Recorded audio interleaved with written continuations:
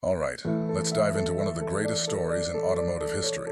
A story of passion, pride, and a rivalry between two Italians that gave birth to the modern supercar.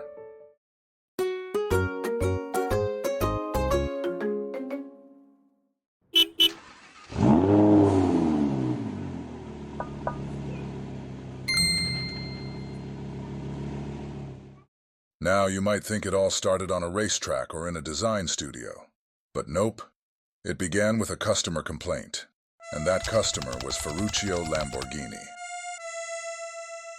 Ferruccio wasn't just anyone. He was a self-made millionaire who built a tractor empire after World War II.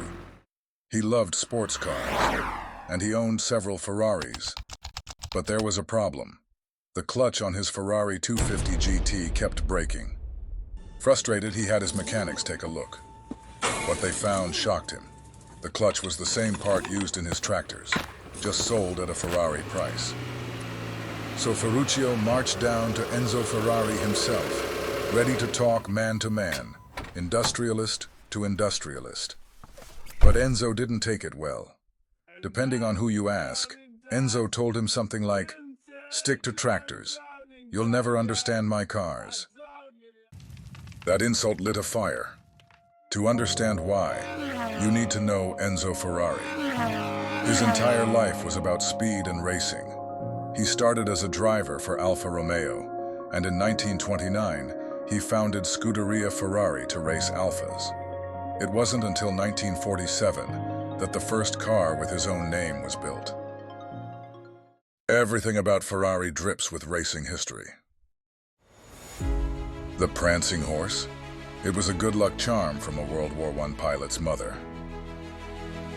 Scuderia. It means stable, like a stable for racehorses. And Ferrari red? Rosso Corsa, Italy's official racing color. Here's the thing. Ferrari road cars were never Enzo's passion. To him, they were just the piggy bank that kept his true love alive. Winning races. Enzo's philosophy was simple. Win or you're nothing. But Ferruccio Lamborghini wasn't going to take that insult lying down.